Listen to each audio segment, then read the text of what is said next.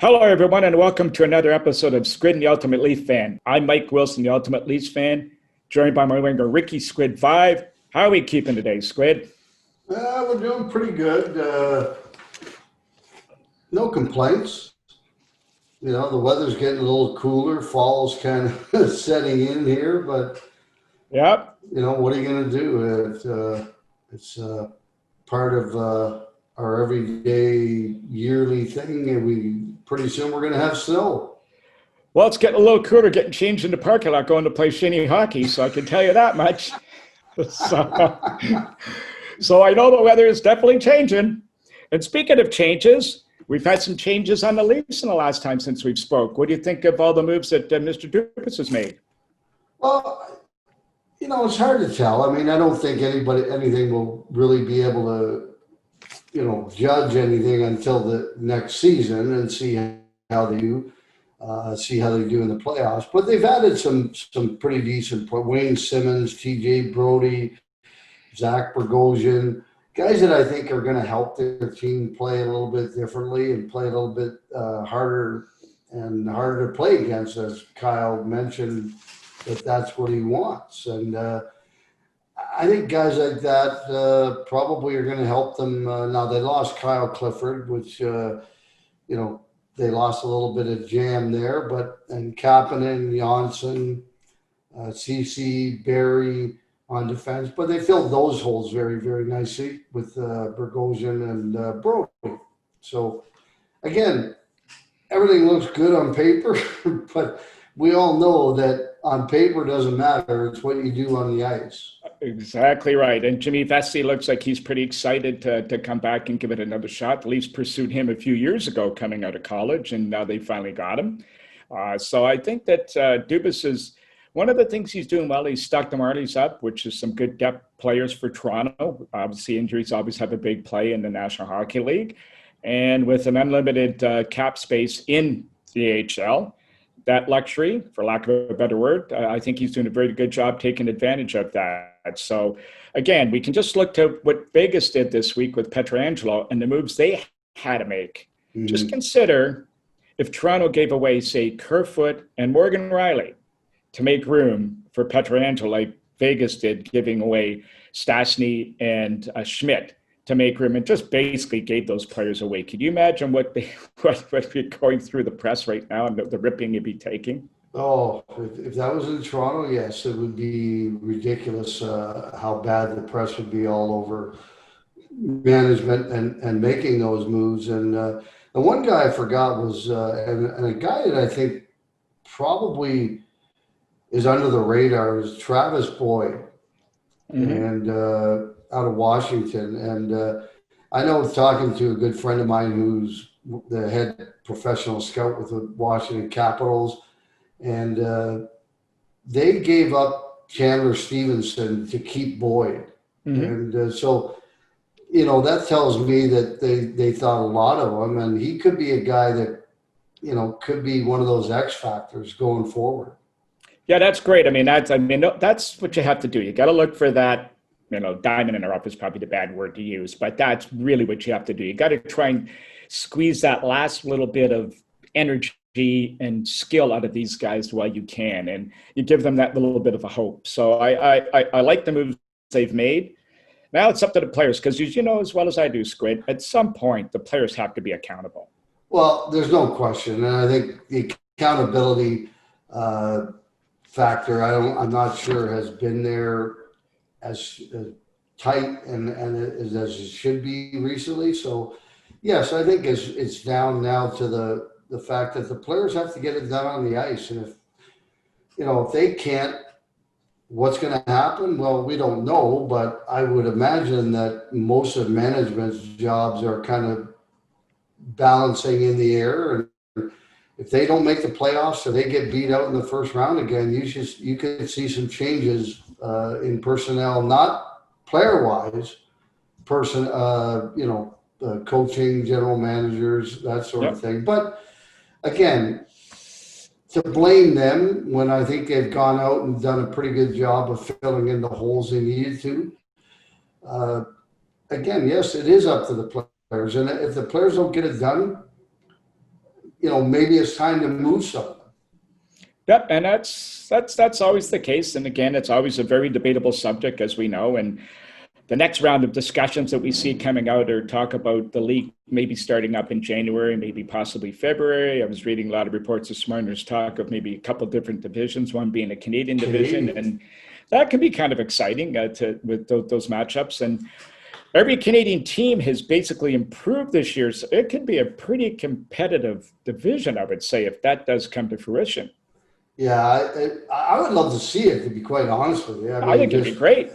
Just the Canadian teams playing each other for, well, they want to get 82 games in, but who knows if they will. But, yep. And I think perhaps there's probably more than a better chance that that's going to happen because of the border closure. I don't think the border is going to be opening up, by January, to be quite honest with you. That's my personal opinion. And so I think you might see a Canadian. I'd love to see that. I really would. I would love to see Calgary and Edmonton have to go at it a bunch of times. Vancouver, Winnipeg, and like you said, most of these teams have really gotten better. Absolutely. Every one of them. Every one of them. And, the Ottawa Senators, maybe not right away, but certainly they've set themselves up for a couple of years, 2 or 3 years down the road. But boy, oh boy, would I ever love to see a Canadian division. I think that would be great. Yep, it would be. And it should renew some old rivalries, boys. Yeah. So it should be fun. And I think it's going to be a subject they're going to be talking about for the next little while, obviously. And same with, we're going to be debating a lot of the moves that have been taking place around the National Hockey League. And there's been a lot of moves taking place. And one move we forgot to mention here this morning is our guest today, who's a pretty colorful character to speak nonetheless of. And I'm referring to, of course, Jeremy Roenick, otherwise known as JR. He's going to be joining us in a couple of minutes. So I think any last thoughts about what you've seen before we bring JR in? Any last thoughts of what you've thought has happened around the league, or anybody who's made a real good move outside what we talked about in Canada? Yeah, it's hard to say. I mean, again, you can put whatever you want down on paper, but at the end of the day, it's what you do on the ice. And, there's going to be a lot of preparation that has to go into the next season in a short period of time, not a long period of time. And again, put whatever you want on paper, but the biggest takeaway for me is the carousel of goalies. How many goalies have changed places? Like, it's unbelievable. Well, in Vegas has got almost $13 million tied up in two and no cap space left. So it's going to be, there's maybe another move to happen there, although they say they're going to start the season with the two of them, but who knows? We'll see. Well, they always say that, don't they? Yes, it's almost like future considerations. Okay. So anyway, we will definitely, as I said a couple of seconds ago, not to be repetitious, but we will definitely have further to talk on these subjects moving forward. So I think it's time now we tune in and listen to what Mr. Roenick has to say. Squid, our guest today, has a very impressive resume. 20-year career, 500-goal scorer. Much like you, part of the 50-goal club a couple times. Almost an average of a point a game over 1,363 games. Represented his country in international play, the USA, of course, I'm talking about. And one of the lovable, colorful characters in the game of hockey. We welcome Jeremy Roenick. JR, how are we doing today? I'm doing great. Good morning, guys. Thanks for having me on. Squid, what's going on? How you doing, pal? I'm great, buddy. I'm great. I'm just having a blast and getting older, unfortunately. But that's life, right? That's right. That's right. So, JR, how you keeping busy these days? Oh, wow. Well, at the moment, I am in Miami right now with the President of the United States. Mr. Trump just had a roundtable day yesterday for a bunch of athletes and talking politics and trying to raise money for the president and keep him in office for another 4 years. So we got to see him yesterday, listen to him talk, and he had a town hall last night. I'm actually really busy doing a lot of other things, trying to save this world, to tell you the truth. I'm working for a therapeutic company, doing therapeutic antibodies to try to get everybody healed and protected from this awful virus that has decimated our lives over the last 8 months, 7 months. And I'm getting ready to start a whiskey company, which is a lot of fun for me. A Spirit, so I'm enjoying that. Playing lots of golf, enjoying San Diego and the beach, and that just doesn't seem to be that much time in the day. But You've got a I've podcast enjoyed coming out myself. too. You were telling me about. Which And I have a streaming network that's coming out probably in about a month called No Filter Broadcast. I teamed up with a friend of mine, Eric Burns, who's on Major League Baseball Network. He was a longtime MLB player, just an amazing personality, and a couple people from the Silicon Valley. And we know what happens in Silicon Valley. They're very smart, techie people, and they're coming up with this new platform that is going to be very fan engaging. We're going to have the ability to bring fans onto our platform, have debates, have conversations, give them the chance to get their opinions out, and have a lot of fun. It's going to be a lot of broadcasting, but it's also going to be a lot of original content. So. And when it's called No Filter Broadcast, that's going to be right up my alley. Yeah. Right in your face. There's no question about it. Yeah. Well, JR, that's exactly what we're leading right into it. But we'll start off a little bit on the mild side before we get to that, because I know you will have a couple for us. But you took to the game at the age of 4. I don't want to say almost by accident, but a friend of yours got you to play, so you had somebody to come along and play the game of hockey.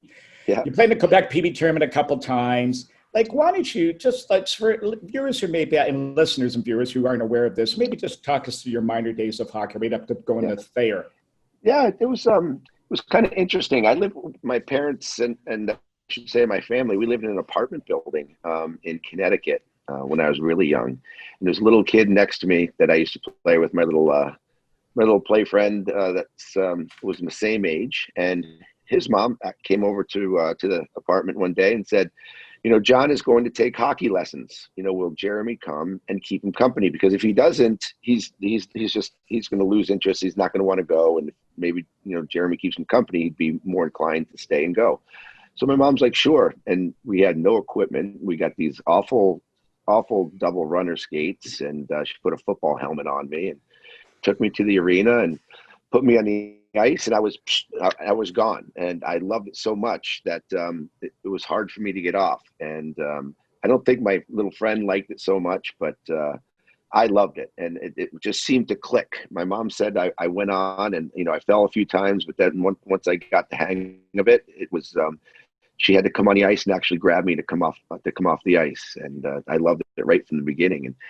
And I didn't really play on a team until I was about 6 years old. So I just skated for 2 years and then learned how to skate and stayed away from a team because my dad wanted to make sure that I learned to skate properly. And skating was the number one important thing to him. My dad always used to say to me, the puck doesn't matter if you can't get to it. Right. Mm-hmm. So the power skating, the speed, the ability to be a good skater was very important to my dad. So I did that a lot early. Power skating camps and classes like galore. It seemed that at times that I wouldn't even touch the puck. And at 7 years old is when I was really playing some really good competitive hockey. And that's actually when I met Gordie Howe. I don't know if you've heard my story about Gordie Howe dumping snow on my head when I was 7 years old. So it was in Hartford. We were practicing, and we had a game, and I rushed out of the locker room after our game because the Hartford Whalers were coming on to do their pregame skate, their morning skate. It was at our local arena, and remember, all the kids are hanging over the glass and they're looking and they're watching. Gordie Howe, Mark Howe, Marty Howe. Were on the same team at that time. This is like 1977, 1978. And Gordie Howe came by me and picked up some snow and dumped it on my head. And I was like, he came by and winked at me. And it was like the coolest thing that had ever happened to me. It's Gordie Howe just dumped snow on my head. He didn't dump snow on anybody else's head. He dumped it on mine. And, it was one of the coolest things. And I think that's where I really found out that athletes can really make a difference and really give kids something to work for. You can,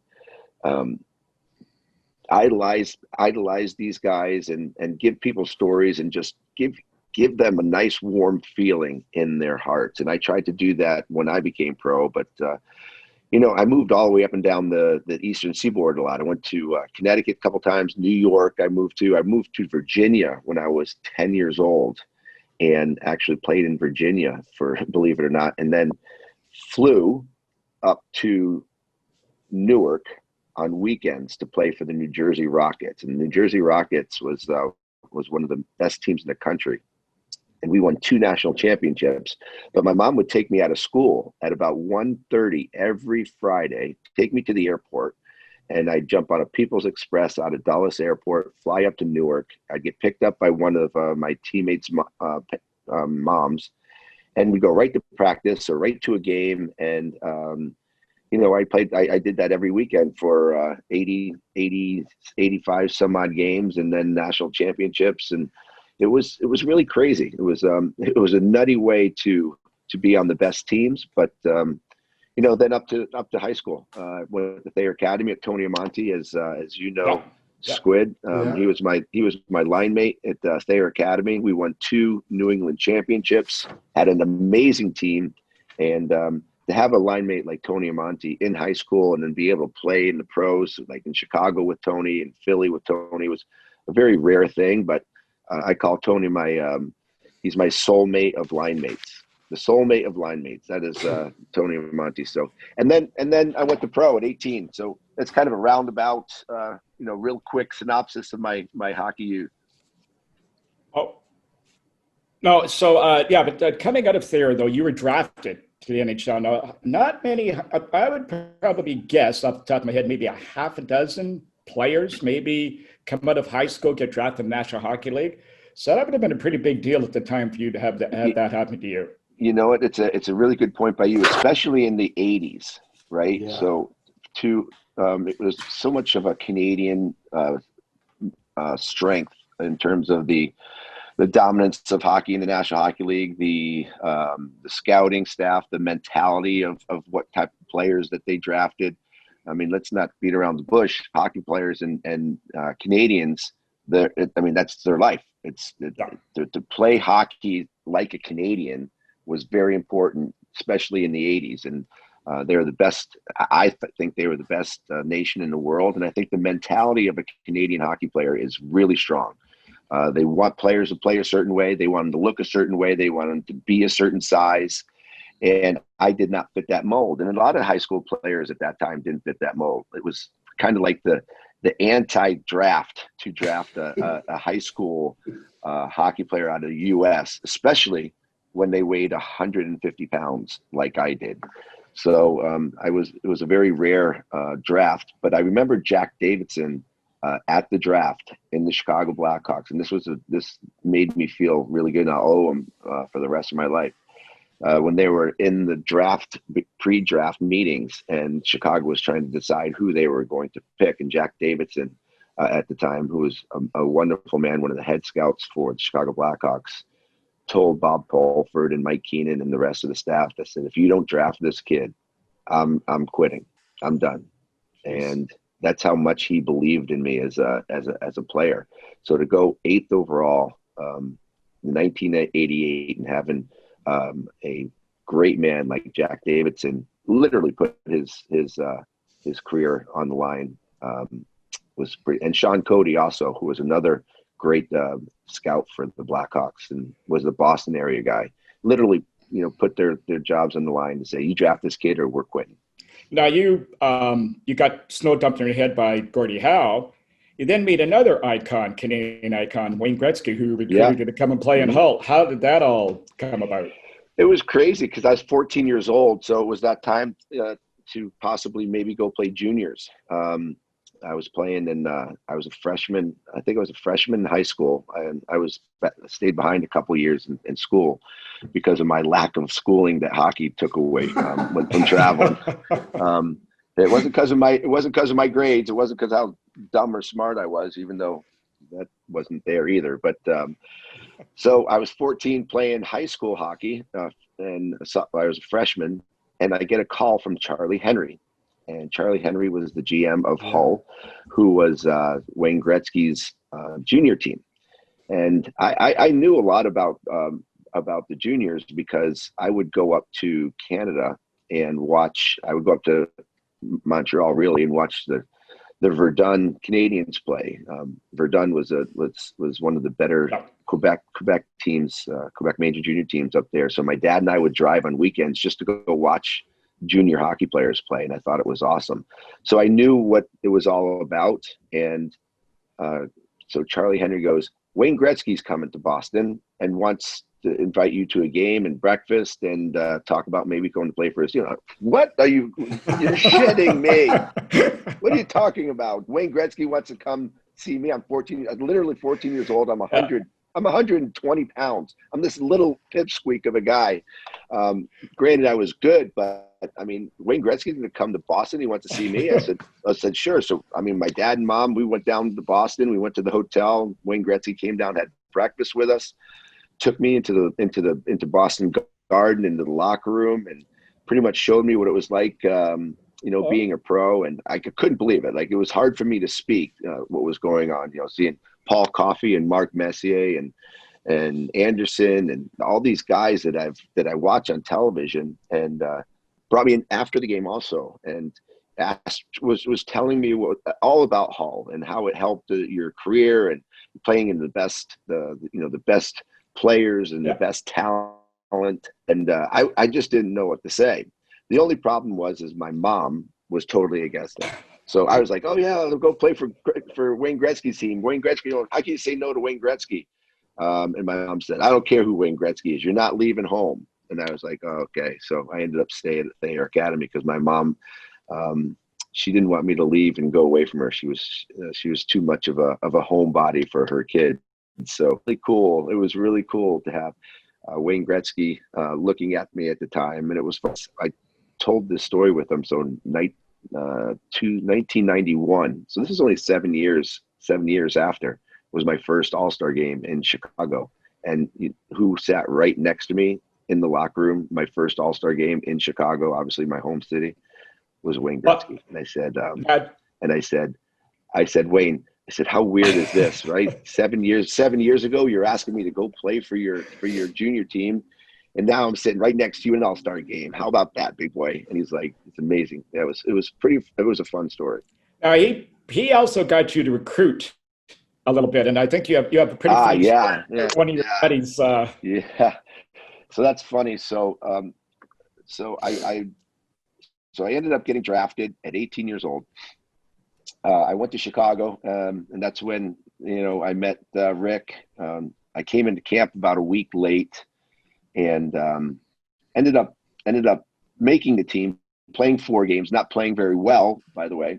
And I just needed a little bit more tutelage, a little bit more play. So I went to play in Hull. So I ended up playing for Wayne Gretzky's team in the kind of the backwards way, right? Yeah. Played 27 games, had like 76 points in 27 games, lit it up, went back up to Chicago in February. And this is where it kind of gets kind of interesting. And I scored my first goal on Valentine's Day.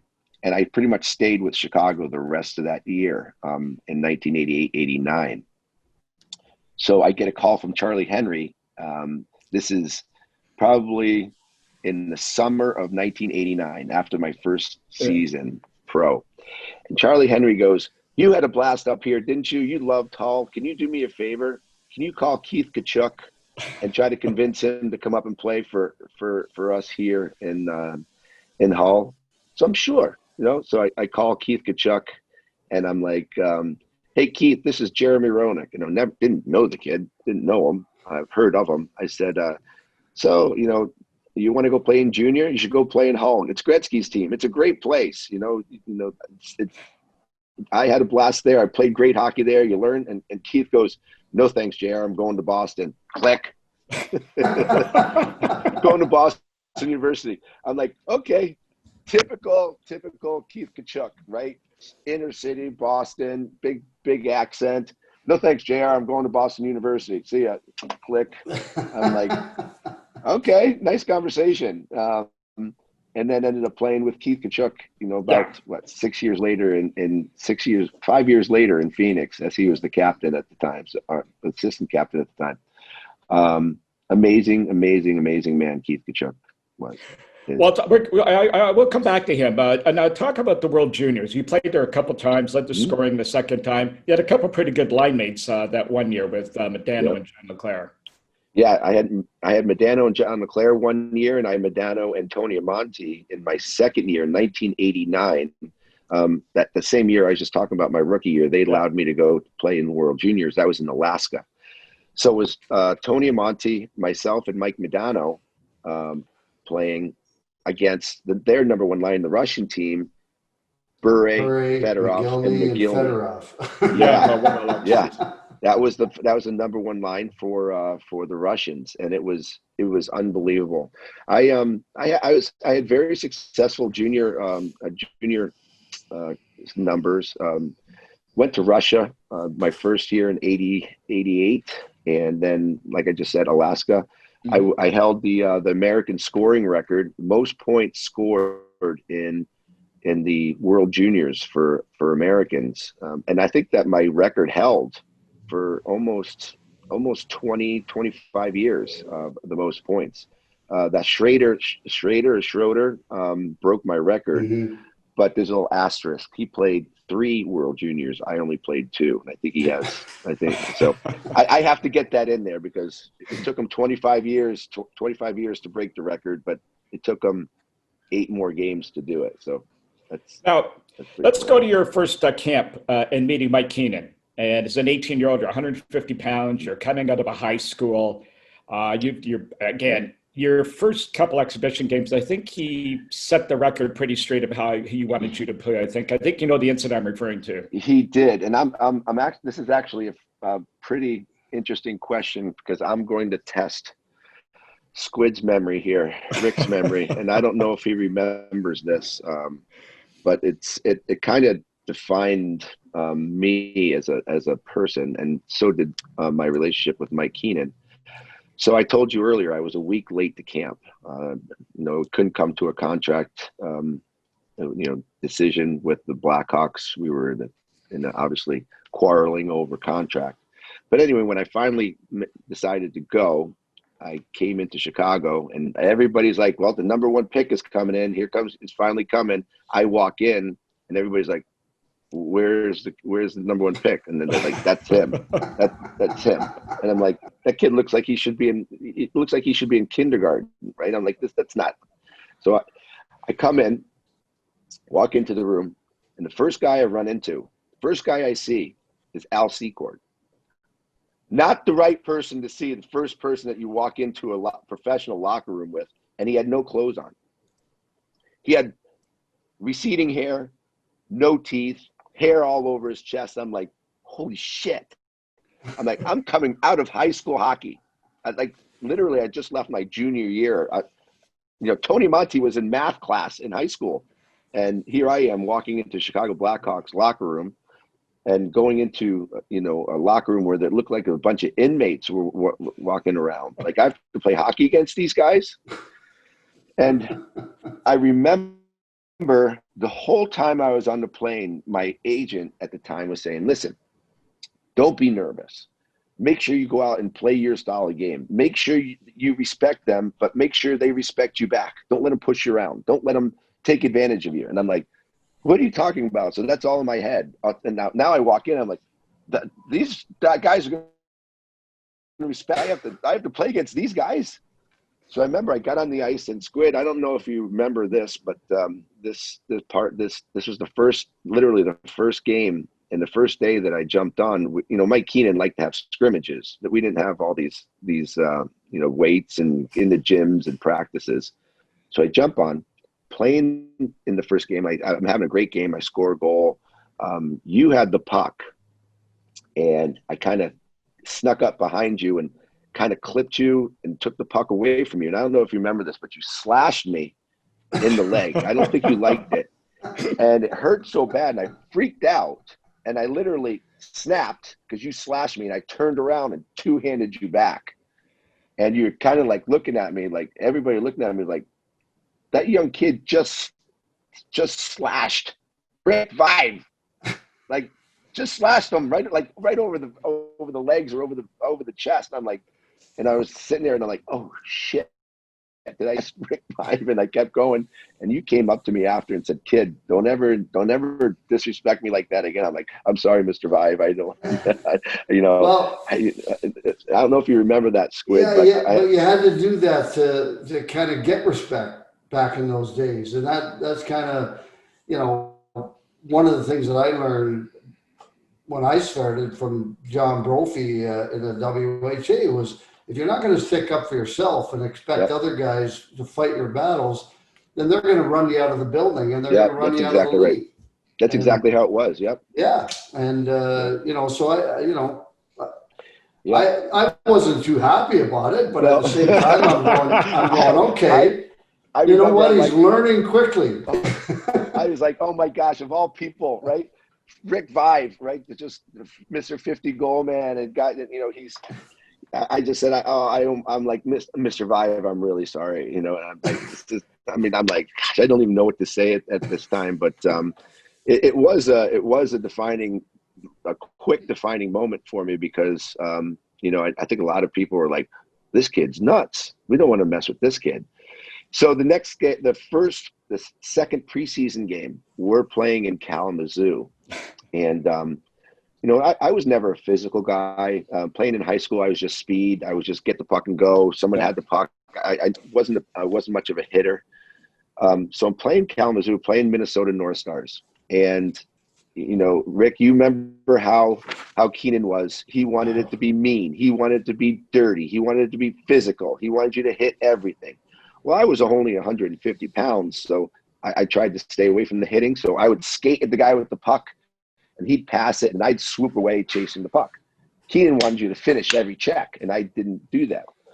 So finally, in the second period, I swooped by probably my 15th player and didn't finish my check.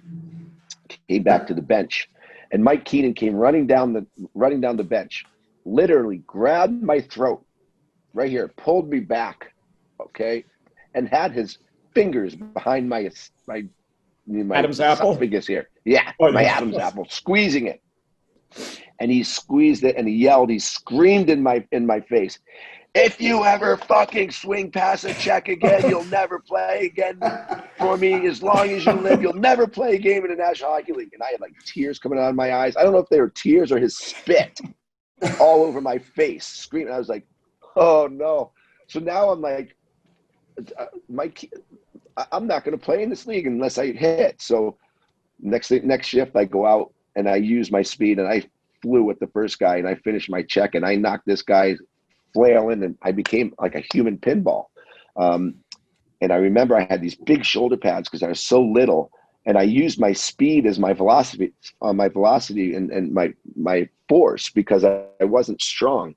But you know what I found? I found that I could score goals, I could make plays, and now I can hit really hard, and the fans loved either thing that I did. And hitting became a big part of my game because I just loved the feeling of putting my shoulder right through someone's chest or right through someone's chin, scoring a goal, making the big hit. And I think, Mike Keenan really liked the way that I played in that style. He taught me to be that physical, all-around player, but he scared the shit out of me doing it. And you remember how Mike was. Mike wanted everybody to be uncomfortable. He didn't mind fights. He wanted fights during practice. He always thought comfort led to complacency. He always said, "I don't care if you're pissed off." He said, "Negative energy is better than no energy at all." So he would scream, he would yell, he would do things to you that pissed you off. He was a very difficult coach to play against, but we had a great team because of it, and we had a tough team because of it. You remember, Rick, coming up those stairs at Chicago Stadium. Yeah. We already had a 2-goal lead before that game even started because players were afraid of the building, the fans, and us as a team. Keenan had us mentally charged like that. He did. I didn't get much of a chance to show that because he didn't play me a whole lot. But unfortunately, after a 43-goal season, I guess I wasn't good enough to play. Yeah. Well, see, but that's Mike, right? If Mike doesn't like you, Well, you're gone. that's the way Mike was, and he picked on Savvy. He picked on Doug Wilson. He wanted to be in charge, and he wasn't going to let any players be above him, obviously. And I remember a good story with Mike Keenan was I went into him and I said, first of all, I was like, what am I going to do? Like, he's just going to tell me to get the hell out of his office. But I said, Mike, look, I'm not that old. I was just playing power play at the time, and he would only kick me in the rear end when it was time to go out and stand in front of the net and get knocked around. And so I went in and I said, Mike, give me an opportunity, give me 5 games. And then if I don't do what you think I can do, then do whatever the hell you want. And I was shocked. He said, okay. And I said, so anyway, I got a chance to play 4 games actually. And then in my 5th game, we were in Calgary, and we had just played in Edmonton the night before, and I had a couple of points, and we won the game. And he even said, great game in the airport on the way to Calgary that night. And played 1 shift, came off the ice, and the guy from Hockey Night Canada is waiting with the towel and the water to take me down the hall to the studio. And Mike walks up. He says, where are you going? I said, well, I got to go do this interview, because obviously they talk to the coach first, then the player. And he turns to the guy and he says, you're not taking this guy. Let me get you someone who wants to play the game. Oh, not this lazy son of a bitch. And I'm standing there literally like a foot away from him. And I'm like, do I grab him by the throat? Do I hit him? Do I punch him? And it was just, I just told him off, and then I got traded the day after Christmas. So that was the end of my days in Chicago. Well, there's a funny story that happened, and you said you were talking about Savvy, Savvy and Keenan story.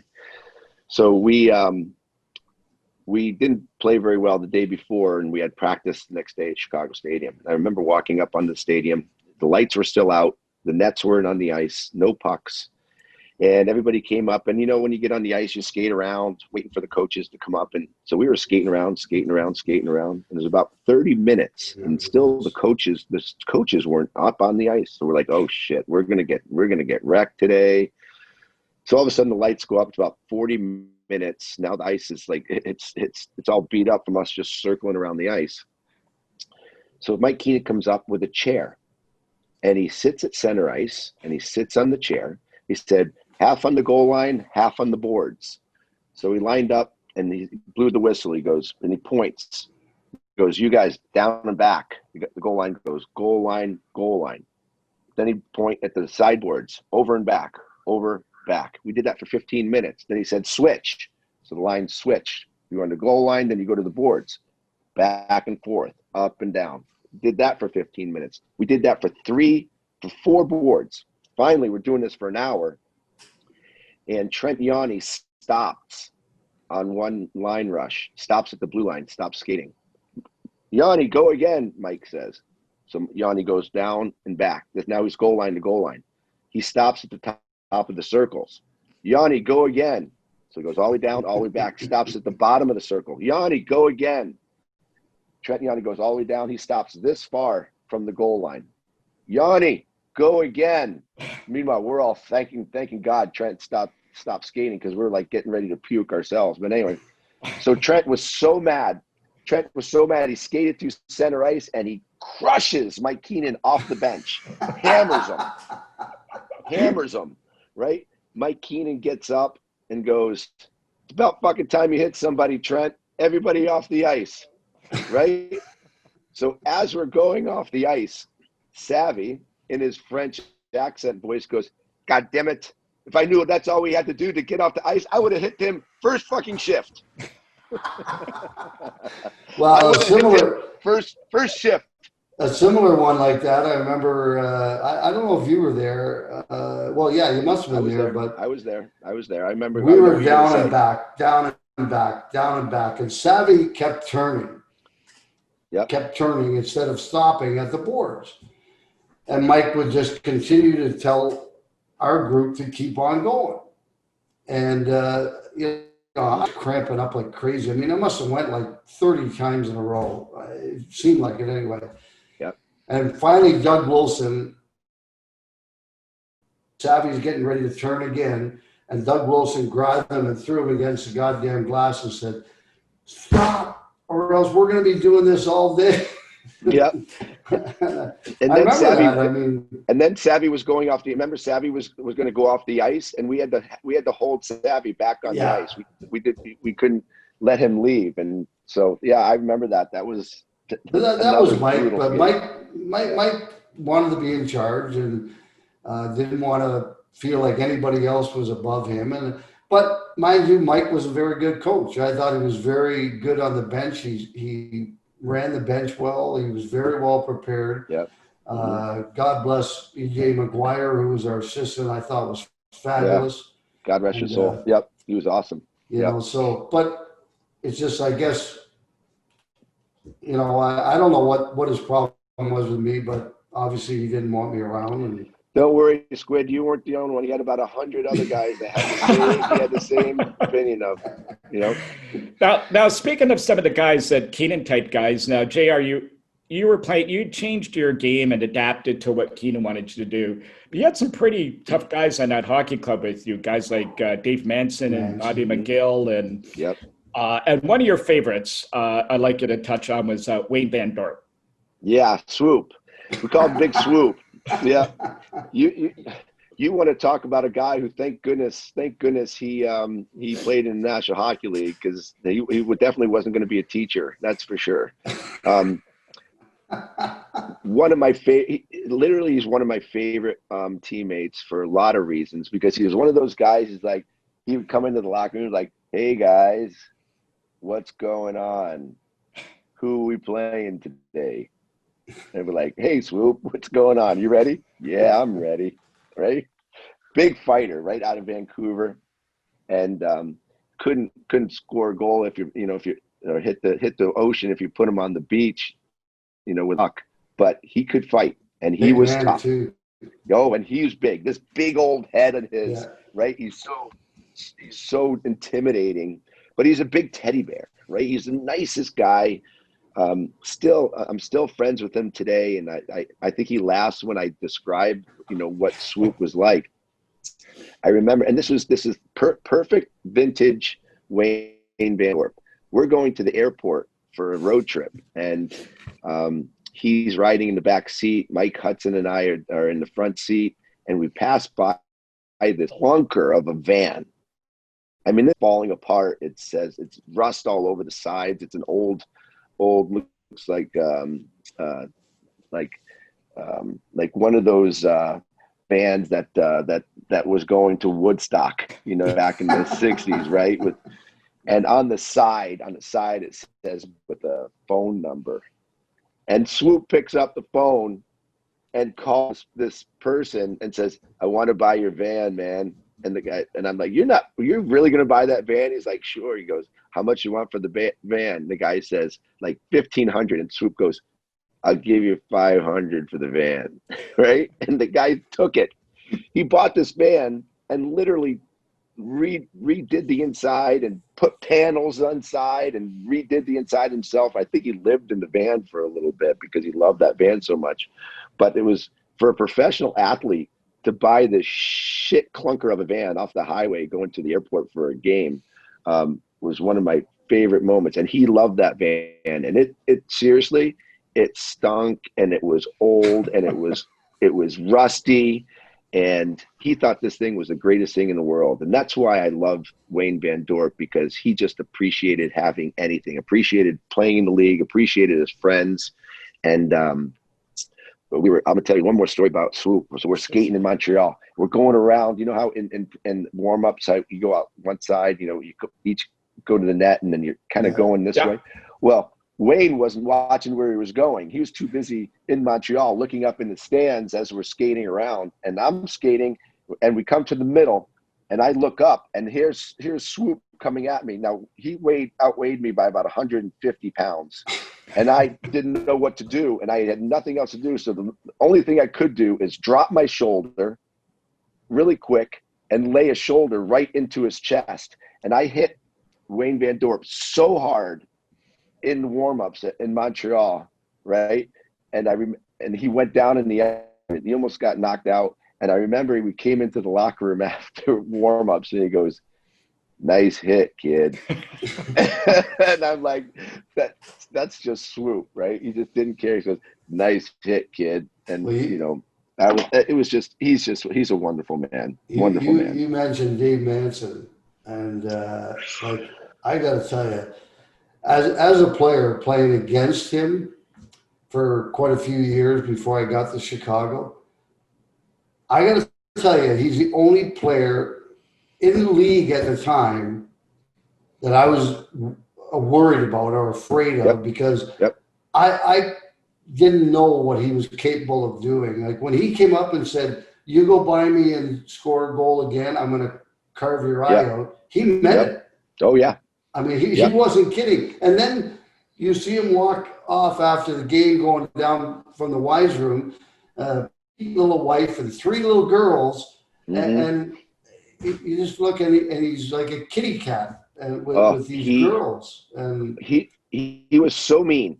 He was so scary. There's a reason why we called him Charlie. I was just going to say that. Yeah. There's a reason why we call him Charlie. Like his eyes would roll up in his head, and it was you just like go, "Oh boy."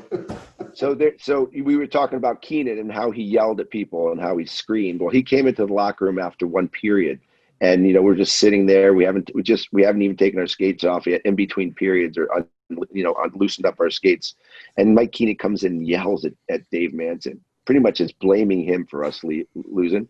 I remember Dave Manson got up and screamed at him, "F you!" And he throws his shoulder pads at Mike Keenan, and Mike said something else again, and Dave's eyes roll in the back of his head, and he starts running through the locker room right at Keenan, and Keenan's like, "Holy shit!" He turns and runs out of the locker room, and Dave Manson chased him out of the locker room onto the concrete with his skates, and almost fell on the concrete, chasing Mike Keenan out of the.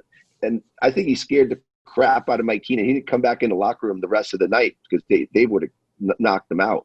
Remember that fight? The Valentine's Day Massacre fight was us versus St. Louis. They called it the Valentine's Day Massacre. I was gone by then. Yeah, Scott Stevens and him lined up at center ice and had one of the most epic fights I have ever seen. I would highly suggest people going to YouTube and watch the Valentine's Day Massacre. Yeah, it was unbelievable. The best fight I remember was when I was in Toronto. Was young Wendell Clark fighting them right in front of our bench. Yeah, and all they did was took turns throwing haymakers, and I'm going, I don't even know how these two guys are standing. Like it was amazing. Incredible. But I got to mention the rink, the Chicago Stadium. You were there for quite a few years, and I only got to experience that for a year and a half. But I got to tell you, one of the most iconic buildings. It goes along. It was original 6, but how noisy it was in there, especially in the playoffs. And it was a great place to play. The only downside was getting there, for starters, because of the traffic in Chicago. Yeah. And walking up and down those goddamn stairs every single day. Those stairs, there are 26 of them. And I know exactly how many because I counted them every time I went up because it was the worst part of practice and it was the worst part of a game going up there.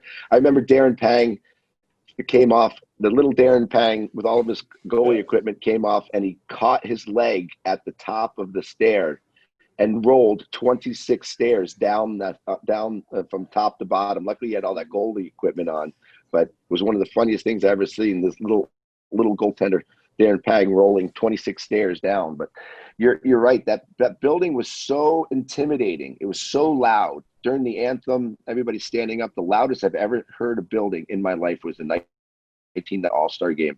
They were going to cancel the All-Star game because of the Gulf War that was going on. But all the fans had their flags and their signs honoring America, and it was one of the most intimidating loudest, good heartfelt feeling. One of the best anthems I've ever heard, and the loudest I've ever heard of building was the '91 All-Star game. And Chicago was, Chicago fans are still today some of the best fans I've ever seen. Yeah, that goes without saying. Just speaking on those lines, I just wanted to go back just briefly in your career. Your first year, you're playing with these guys. You started climatizing yourself to the way Keenan wanted you to play. Was there a defining moment when you looked at yourself one morning and thought, I can play with these guys and I've made it and I know I belong? Defining moment, my first playoff series against St. Louis in 1989, my first year, my rookie year. And I remember I'm playing, and it's the second period, and I get into a little altercation at the blue line with Glenn Featherstone. Glenn Featherstone, 6'6", 6'5". I'm 5'11", and we're pushing him back and forth. And I cross check him, and he goes to cross check me. Now, if we were same height, he'd cross check me in the chest. He cross checked me right, hit me in my teeth, knocked all my teeth in half, and all over the place, and I'm going to the bench. I don't have no idea what I'm doing. What I'm doing. I'm in shock. And the referee comes over to me, and I open my mouth, and all my teeth fall out of my mouth. It was Kerry Frazier, I believe. All my teeth fall out of my mouth. And he's like, oh my goodness. So he gives Glenn Featherstone a 5-minute major. I go in for 2 minutes. I should go back. First period, I get a skate. Steve Larmer's skate hit me in a scrum and cut me for about 16 stitches all the way up from bottom to top of my nose. So I wasn't looking very good to start with. Then my teeth get knocked out the second period. I get out of the penalty box in the second period after my teeth have been knocked out, and tip in a shot from Steve Thomas, which ended up being the game-winning goal of that night. So I'm in the locker room. We just won the game, won the series, and I have 16 stitches up in my nose, no teeth in front, sweating, and I have this big smile on my face. And I remember never wanting to look like that, but remember it was one of the best feelings that I ever had because I looked like a hockey player. I played like a hockey player.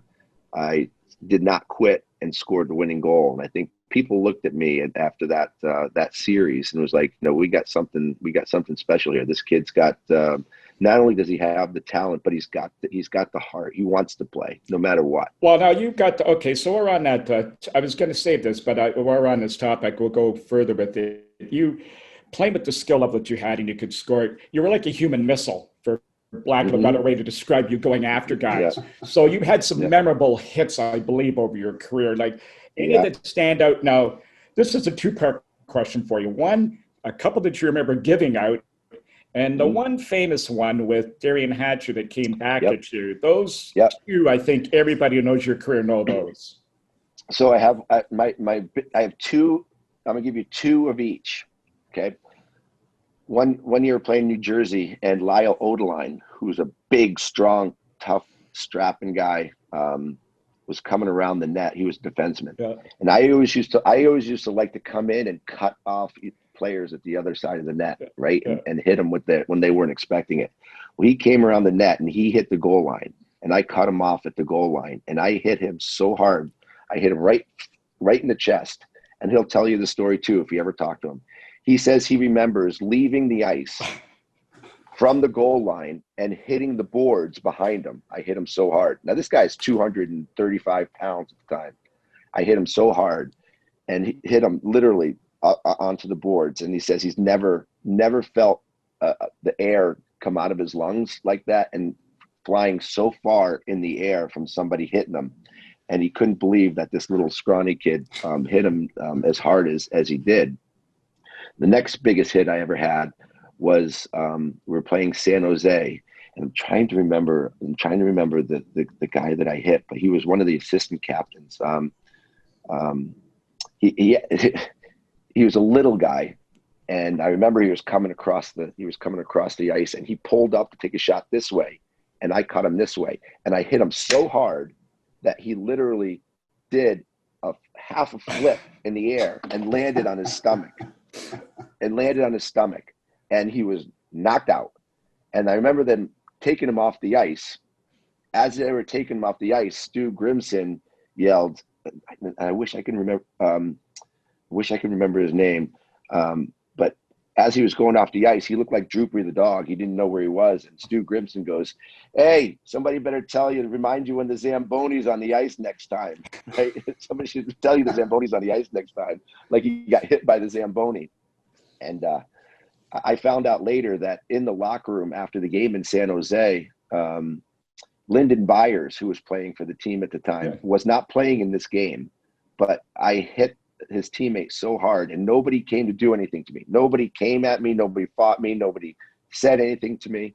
And I remember Lyndon Byers went into the locker room after the period and just ripped the team for not sticking up for one of their captains. And his name's going to come to me. This is the concussions now that I have, so and two of my concussions came from the two biggest hits that I got. Scored a goal in St. Louis, and right as I scored the goal, Jeff Courtnall comes with a high shoulder, hits me in the jaw, and I remember going out in midair, and I woke up about 15, 20 minutes later, and they were taking me to the hospital, literally knocked out from Jeff Courtnall. Jeff Courtnall wasn't the most physical player, but he caught me so hard. And then the legendary one is the one in Dallas. But maybe you should preface it by talking about Mike Modano and the competition with you. He was the first pick overall for viewers to know, and you were 8th. So I'm sure there was a little competition. So, you guys, I love to talk, and I apologize for this, but this. No, we love this. This is leading up to everything, kind of how this transpired. So Mike Modano and I played against each other since we were little kids, 8 years old, 9 years old. He was from Michigan, I was from Boston. Going into the year, the international camps, with 15 and 14, it was always, who's the best American? Is it Mike Modano? Is it Jeremy Roenick? When we went to the USA camps and the under 16s, the 15s, it was always Mike Modano, Jeremy Roenick, and Mike Modano was the best player, but I didn't want him to think he was the best player. So I always compared myself to Mike. Mike was my benchmark, my lever. Yeah, he was my benchmark. Exactly. He was my lever. He was the guy that I wanted to make sure never got the best of me. He gets drafted number 1. I get drafted 8. So he got the best of me again.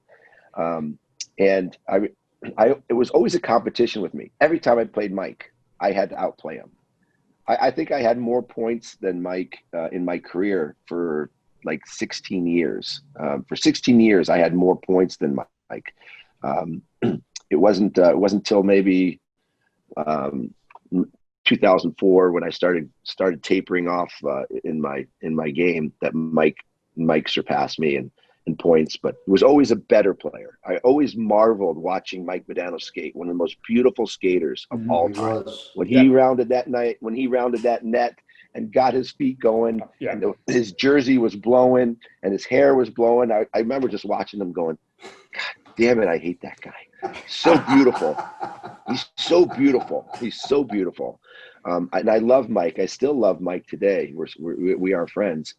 But now to get to the story of how, because I got suspended from hitting Mike in Philly. There's a lot of stuff behind that. I always wanted to make sure I got the best of him. Well, this one game, I'm playing in Phoenix. There's 3 games left in the season until playoffs. So we're battling for a playoff spot. Mike comes behind the net, and I cut him off, and I knock him out. Right? Obviously, you don't knock Mike Modano out and not pay for it. So we have a back-to-back game. So as we're going to Dallas the next night, I know it's going to be a hard game in Dallas the next day. Read the papers, retribution's coming. Roenick's going to pay for the hit on Modano. All the same stuff that you usually. I was the target number 1, the number 1 hated guy in Dallas that night. Sure enough, second shift of the game, I'm rounding the net. And as I'm rounding the net, Craig Ludwig slashed me, broke my thumb in half. And within a second, a split second, Darian Hatcher runs at me, jumps, throws his elbow into my jaw against the boards and shatters my jaw, breaks it in 4 places. And I remember getting up and I'm bleeding profusely from the mouth, and I could feel my jaw is not right. I go to the bench, and the trainer looks in my mouth, and I'm literally, if it wasn't for the skin in my mouth, I could have literally pulled up my jaw out. I broke it in 5 places up top and 2 places down below and right on the side. Broke it in 4 perfectly big places. And then as I'm moving my teeth on the bench, the lady in the first row faints because she's seeing my jaw literally come out of my mouth and blood, and she literally goes down in the first row. And I remember the trainer saying, "Okay, kid, we got you broke your jaw pretty good. We got to get out of here, go to the hospital." And I'm like, we have a 5-on-3 power play now because of what happened. And I'm like, I'm not leaving this game right now. The trainer's like, "Jeremy, your jaw is broken. I mean, it's coming out of your mouth." And I'm like, fuck that. I'm not leaving the game. I'm playing. I am playing on this 5-on-3. Never in my life did I want to score a goal more than that moment. It was a 5-on-3. I was not going to leave the game. I went on the power play. We had a 5-minute power play and a 2-minute power play. So it was a 5-on-3. And what I wanted to do is score a goal so bad so that I could score a goal. And then as I was leaving the game, leave and give the finger to every person in that building. I wanted that to happen. I didn't score the goal. Didn't happen. But I felt my jaw, like every time I got touched, my jaw was rattling around and it was rubbing, and I felt like it was going to come right off my face. So I'm like, I can't play anymore. And I left and went and got my jaw looked at the hospital. And the doctor says, "Well, we can either fix your jaw here in Dallas, or you can go back with your team and get done back there." And I'm like, "Get me the hell out of Dallas. I don't want to be here. I don't trust any doctor here in Dallas to fix my jaw." Everybody hated me in Dallas. And I remember flying home with the team, and I'm spitting on the plane, spitting into a cup, blood, because I'm still bleeding in my mouth. And I was playing cards. I actually won money playing cards. And I couldn't eat anything, couldn't take any pain meds, because as soon as I got home, there was a car waiting for me at the bottom of the stairs, and they took me right to the hospital to get my jaw fixed. But that was by far the hardest I've ever been hit. And again, you talk about things that define you and moments that define you.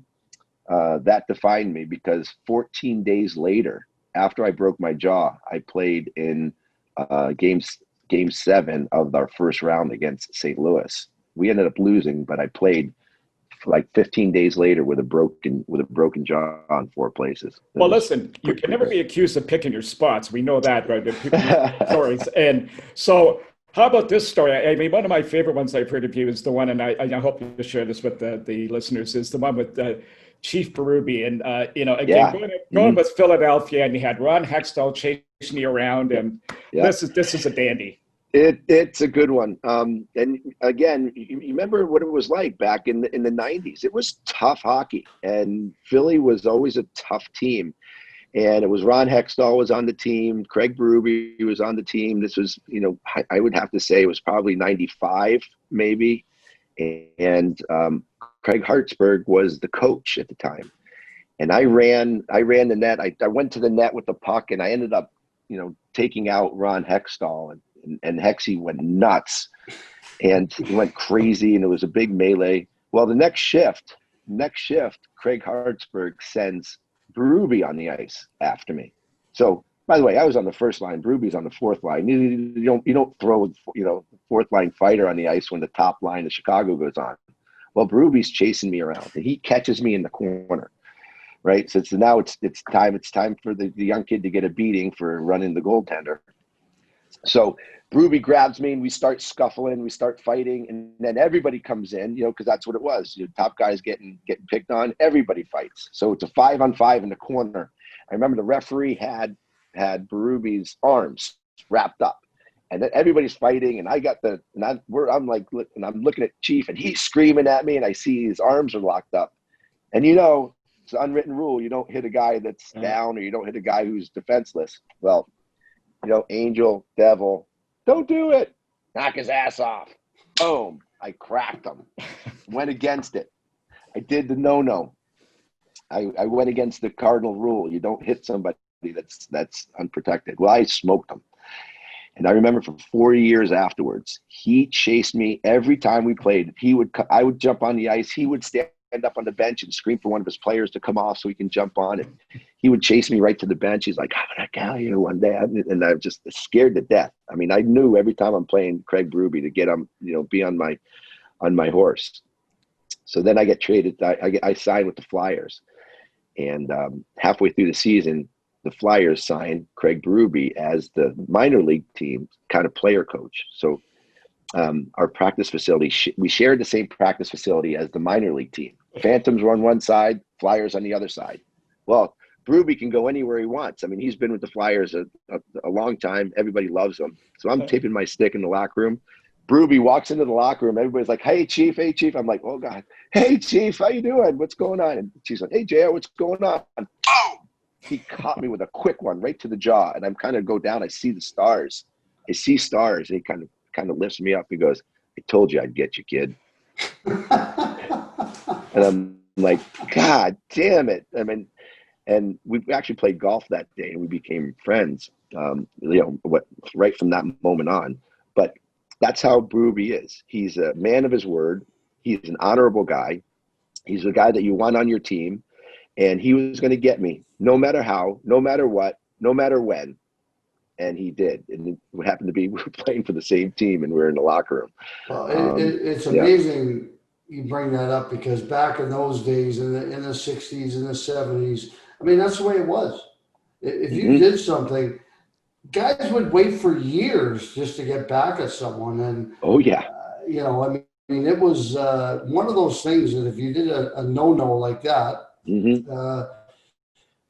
at some point, they're going to get you. They are going to get you. Yeah. It was a different game. Yeah, it was a different game back then. It was men versus men, and it was honorable, and it was you better stick up for yourself. And if you did something and didn't drop your gloves and didn't fight, you were pretty much going to get run out of the league. And when back then, remember this, Rick, they didn't have the instigator rule. Yeah. So you literally, if you did something, you better get ready, because there's going to be a lineup of guys that were going to come to fight you. And anybody would just grab you and tee up if you didn't play the game honorably, or you didn't, if you did something that was kind of against the grain, you were going to have to fight for yourself. And, I miss that about the game. It's a lot different now. Or you could do what you did. As a Leaf fan, I remember this one, and this was a painful one for me to tell this story about you. And I'm going to go with this one. I was at this game, and you're playing the Leafs in the playoffs. Yep. I was doing Leafs TV at the time, by the way, too. The pre and the post-game shows. And the puck goes in your end. You back to get it. And Tucker, I think he started at center ice and built steam up and ran you and hit you behind the net. Yep. The hit was probably one of the hardest hits I've ever seen. You're on the receiving end, so you can verify that. The crowd actually stopped, and the players actually stopped and went sonic, because they thought, what just happened? You looked like a drunken sailor walking off the ice. You walked off the ice, but I remember thinking to myself, okay, if this guy comes back, we're in big trouble. And you remember you scored the overtime goal, and you didn't do the finger. Yeah. You skated the whole lap of the ice and let the fans know who scored the goal. Yeah. I remember that hit. I was coming around the net, and he caught me. He caught me kind of like the way that I was explaining. I like to catch people. He cut me off on the side of the net, and he hit me so hard. I literally went black, went blind. I sat there, I couldn't see anything. I felt like, Droopy the dog. I was like, it was, again, one of the hardest I've ever been hit. But it was crazy, because the biggest hit happened later. When you scored the goal. Yes. When I scored the goal. Kapanen. That's right. Sammy Kapanen, little Sammy Kapanen. Yeah. He hit Sammy Kapanen so hard. Darcy Tucker is a tough mother, and he's a guy that you know how he's going to play. I love Darcy too. He's a friend of mine. I love him. He hit Sammy Kapanen so hard against the boards. Yeah. And Sammy did the duck. He didn't know where he was, right? By the way, players today, if they got hit like Sammy Kapanen, they'd be done for 3 months. 3 months they'd be out of the game if they got hit like Sammy Kapanen got hit in this game. Sammy Kapanen, the warrior, true heart and soul guy he is, he stood up. He started trying to get to the bench. The fans are going crazy. I mean, that place was as loud as I've ever heard it at the Air Canada. It was the Air Canada Center at the time, I think. Yeah. And the place is going nuts. We're in overtime. And Sammy Kapanen is literally falling, and he has the duck legs, and he doesn't know where to go. And I remember Keith Primo stepped off the bench and literally, gave him the hook to bring him into the bench. He couldn't find where the bench was. So he gets off. I jump on. The puck goes down the ice, and I think it was Brian Leach or Sundin that turned the puck over inside the blue line. Tony Amonte and I turn on the 2-on-1 the other way, and I roof one over Eddie Belfour's shoulder. I think it was the best shot I've ever had. It's my favorite goal I've ever scored. I always loved playing Toronto because playing in Toronto to me was the ultimate.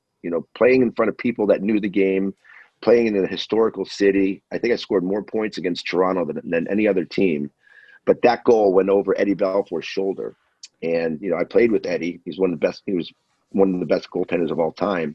But, I saw that puck go in, and the celebration, the place went from pandemonium to complete silence. Silence, yeah. Complete silence. I believe that was a picture. That was double or triple overtime too. It was double overtime. Yeah, it was double overtime. It was double overtime. And there's a picture of me celebrating, right? Yes. I'm running and everybody coming to me. And there's this picture. And it's a great picture because the look on my face celebrating, but that's not why it was a good picture. Because in the background, if you look at the fans in the picture, there are people that are like with their head back. There's people with their hands on their face. But there's one person in the picture that's going like this, giving me the finger and swearing at me, and I'm like, that's just symbolic to me how Toronto fans are, right? And they were so passionate, and I knocked them out of the playoffs. Yes, you did. And they didn't make the playoffs for 9 years after that goal. All right, we can change the subject now, okay, JR? Folks, I've been listening to the part one of the JR interview, and what a character. Isn't he, Squid? I mean, what a guy. Well, you know what? He seems like a guy that should have started playing in the late 70s, not the late 80s. He's that type of character. He would have fit in really, really good back in the late 70s and throughout the 80s. But wonderful person. I've known JR for a long time. Got to play with him when he first came in. And but boy, what a comical guy and a guy with a ton of stories. Oh boy, I mean, we could have talked. I mean, we talked to him, folks. I mean, as I said, you're here in the first part of the interview. We talked to him for almost 2 hours, and he was willing to keep going. So I mean, it's just this guy's just loaded with them, and he's a pretty good hockey player too. And a very good hockey player. He broke our hearts in Toronto a few times, and and you'll hear all about that when you listen to the podcast. So anyway, we want to any parting shots before we send it off?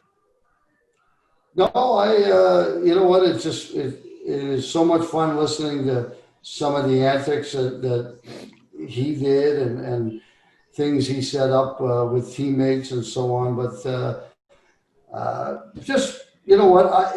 It's refreshing for me to hear somebody talking like that and doing practical jokes and all that kind of stuff. It's refreshing to know that these people are, for people to understand that just because you play in the National Hockey League or the NBA or whatever, doesn't mean you're not a normal person that likes to have fun. Exactly. Exactly, and he certainly takes that to another level. And, Oh, does he and, ever? it was a lot of fun listening to JR. So, folks, we want to thank you again for tuning in. Tune in next week for part 2 of the JR interview. Tune in to us at Squid and the Ultimate Leaf Fan on Twitter. Follow us on Ultimate Leafs Fan on Instagram or Facebook, and Rick Vaive on Instagram or Twitter. Guys, thanks for joining us, and talk to you next week.